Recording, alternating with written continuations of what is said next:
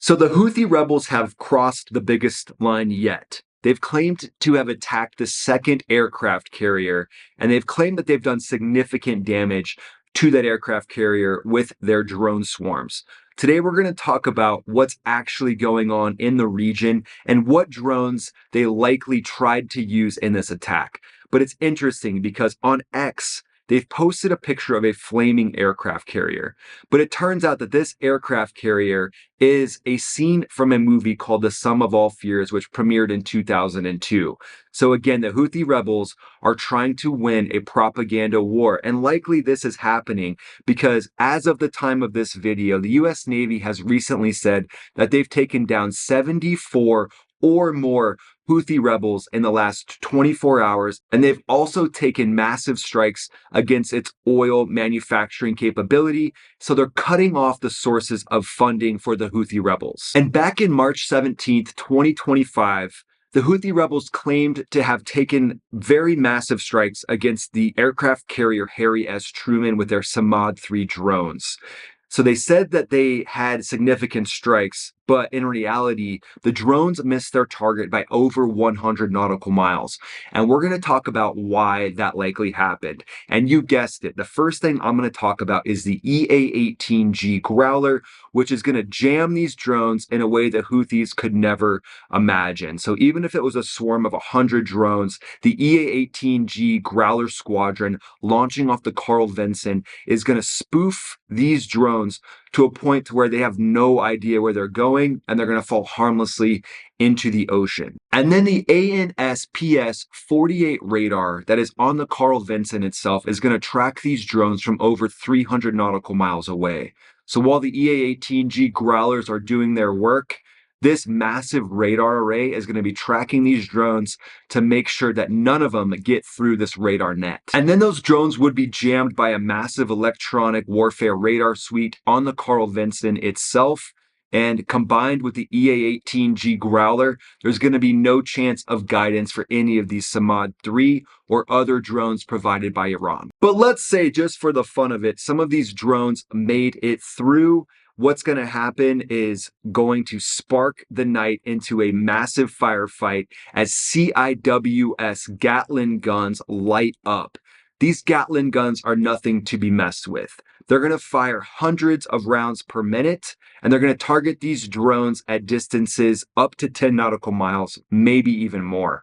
They can target drones as small as a football. That just shows you how precise these Gatling guns are. And they're also radar guided. So that's going to give the ability of these operators to track these drones right to where they're in the sweet spot and then unleash fury upon them and turn them into falling metal cheese graters as they fall harmlessly into the ocean. And then SM-2 missiles launching from this carrier would turn these drones into little more than flaming balls of metal as they fell into the ocean. And this would happen at more than 100 nautical miles away. The capability of the SM-2 missile to protect the carrier would be massive. So it's essentially like the Houthis have turned the Red Sea into their own drunken axe-throwing gallery, and the SM-2 missile is not going to put up with it. It's going to schwack down these drones, and then from there, the CIWS Gatling guns are going to take down anything that the SM-2 missiles don't.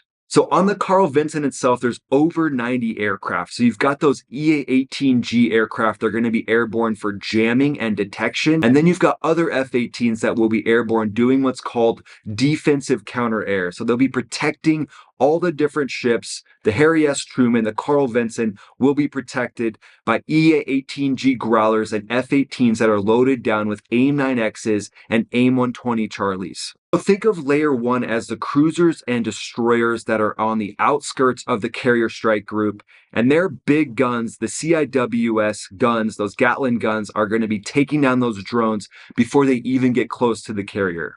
And then layer 2 would be those interceptor SM-2s launching from the carrier strike group, taking down any drones that the Gatling guns didn't. And then layer 3 are going to be jammers and radar absorbent paint on the different ships that will spoof and disguise themselves so the drones won't even know what to go after. And the Samad 3 is nothing to take lightly, even though it will be targeted easily by the US Navy. The Samad 3 has about a 1,000 nautical mile range, and you can think of this thing as a poor man's cruise missile. The warhead on it, although not small, is essentially going to be like a BB hitting a tank if it were to hit the side of the Carl Vinson. So the greatest strength that the Houthi rebels have is propaganda. So they want it to look like they're taking on the US Navy. But at the end of the day, these drone swarms have basically honed the tactics and techniques and procedures of the US Navy to be able to target these drones in a way that they never have before.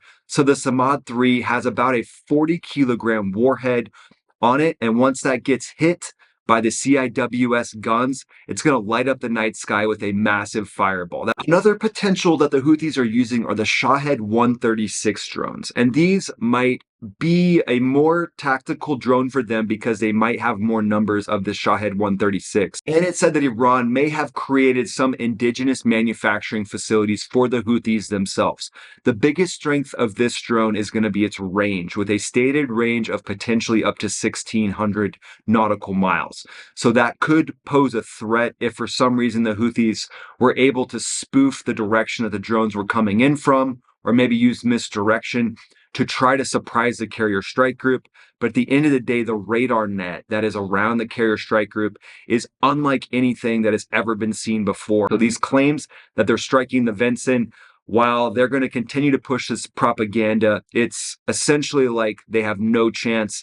And the GPS that they're using is being completely spoofed and jammed by the extensive radar electronic suites that are on the Carl Vinson. So what do we expect to see moving forward? The Houthis are probably going to claim more attacks. They're probably also going to try to use smaller drones to try to get through the defenses. But as we talked about before, that CIWS Gatling gun is going to be able to target drones down to the size of a football. So ultimately, the US Navy is bringing it to the Houthis. And the Houthis are on their heels, and they're trying to say anything they can to make it look like they're winning the war. They're trying to go propaganda, and it's not working. Come here for more updates, guys. I'm excited that you're here to check out these videos. It turns out that only 12% or a little less are subscribed to the channel. If you would subscribe, it would help me grow the channel greatly, and I could do videos like this for you pretty much every day. Thanks so much for watching. We'll see you in the next video. Most of all, have a great day.